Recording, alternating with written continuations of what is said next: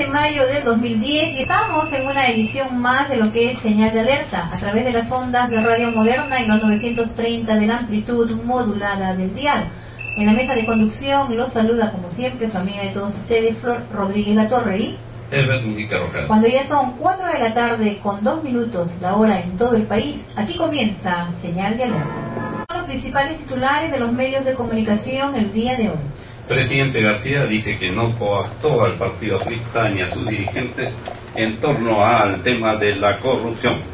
Y el analista político Alberto Adriancén señala que el presidente Alan García no es el dueño del APRA, solicita investigación. El secretario ejecutivo del plan para el Valle de los Ríos, Apurímac y Enebra, Fernán Varela, planteó ayer la necesidad de contar en esa zona con una oficina de la SUNAT. No se entiende muy bien qué cosa haría una oficina de la SUNAT en una zona tan violenta y con tantos problemas. Y la corrupción atraviesa todo el gobierno, así lo señala Eduardo Toche. Dice el analista especializado en temas económicos y gasíferos, Jorge Manco Sajonetti, que no hay voluntad para masificar uso del gas.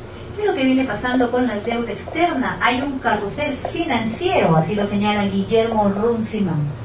Advierten sobre monopolio portuario. El gobierno en el Callao parece que entregará 70% del terminal portuario a empresas privadas. Desarrollo y ampliación de noticias en breves momentos. 4:03 la hora oficial y vamos con el editorial del día de hoy aquí en Señal de Alerta. Herbert Mujica. Es obvio que el tema de la corrupción tan viejo como la República misma estamos virtualmente llenos desde que nacemos hasta que morimos y hasta las nuevas generaciones. No obstante, el presidente de la República, el doctor Alan García, ha dicho que no dijo lo que todo el mundo cree que sí dijo, y que es que le ponía pues una exigencia de salida a los dos secretarios generales, al institucional y también al secretario general político, Jorge Castillo y Omar Quesada respectivamente. Lo que nadie entiende, y seguramente que eso podremos discutirlo en el curso del programa, es por qué tanto demoran en el partido aprista para tomar una decisión respecto de si se van o no se van quienes deben irse o deberían irse por propia salud pública y propia partidaria, por vergüenza, porque es evidente, de toda evidencia, que alguna cosa tienen como parte fundamental en estos escándalos que se han suscitado y que toda la República repudia, repugna, siente asco y los ve pasar como representantes de esa porquería que ha inundado desde siempre la política nacional. Mucha gente habla y sostiene que la política es sucia, cuando no se trata de la política como una disciplina, sino que se trata de los vectores, es decir, de los protagonistas de cohechos, sinvergüencerías, absurdos, increíbles apoyos usados de una manera ilegal. Ayer nomás un programa ha desarrollado, ¿no es cierto?, la transcripción de unos audios, y en esos audios se verifica pues que un fiscal supremo habría tenido unas conversaciones con un socio de uno de los implicados fundamentales en el tema de los petróleos, Alberto Quimper. En este audio se están tratando de custodiar pues si las influencias que tenían que hacerse para determinada actividad fueron hechas o no, incluso hasta se desliza la opinión de que había que entregar 10 y ahí se corta la comunicación. Lo que sí es cierto y evidente, pues no necesita mayor comprobación, es que la sociedad nos ha enseñado a nosotros o nos ha domado y no hemos aprendido a indignarnos, y por eso es que ocurre este lapso tan enorme de días en que en el partido aprista los dos principales personajes ungidos en un controvertido cónclave partidario no son expectorados, y no solo no son expectorados, sino que por vergüenza propia, por no entender qué es lo que le están haciendo a ese movimiento político, y por iniciativa propia no se van o se ponen a un costadito.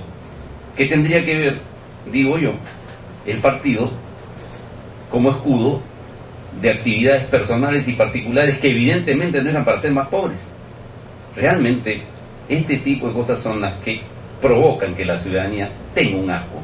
Nosotros en Señal de Alerta tenemos que advertir que por el contrario no hay que alejarse de la política, hay que militar en la política, hay que pensar y limpiarla de elementos que son como estos garrapatas que viven en su mediocridad, pero que viven chupándole la sangre al pueblo peruano, que no merece estas suertes, pero solamente se liberará de tener esta clase de sanguijuelas en la política nacional si las combate a muerte, si las extermina y las pulveriza, y solamente se puede hacer eso con educación política, con una militancia, en cualquier tienda. No le pedimos que sea indeterminada, sino en cualquier tienda, siempre y cuando se tenga la letanía y la coyuntura fundamental de querer al Perú.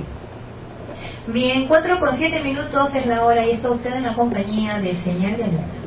Es evidente que la crisis del partido aprista, luego de las denuncias serias de corrupción contra Jorge del Castillo y Omar Quesada, demuestran lo debilitado que está el partido gobernante. ¿Cuál sería, Herbert, de repente la forma como el partido aprista, que se encuentra en una de sus graves crisis, una de las tantas crisis que ha tenido a través de toda la historia, pudiera hacer para lograr reconstruir la imagen de aquel partido tradicional, diferente al actual? ¿Cómo se podría hacer? Mira, esa es una opinión que habría que pedírsela a la gente que estudia el fenómeno, pero hay algo fundamental que hay que asociar y que hay que reivindicar. La crisis actual, de las pocas que tiene referidas a acciones de gobierno, el partido aprista, está vinculada a un fenómeno, y ese fenómeno se llama la corrupción. Entre 1985, 1990 y del 2001 a la fecha, los escándalos asociados a esta agrupación política, a este cartabón político, tienen que ver con cualquier cosa, menos con doctrina, menos con ideología, menos con el cuerpo político de ideas, que además ni siquiera han aplicado. Entonces me temo que hay una diferencia.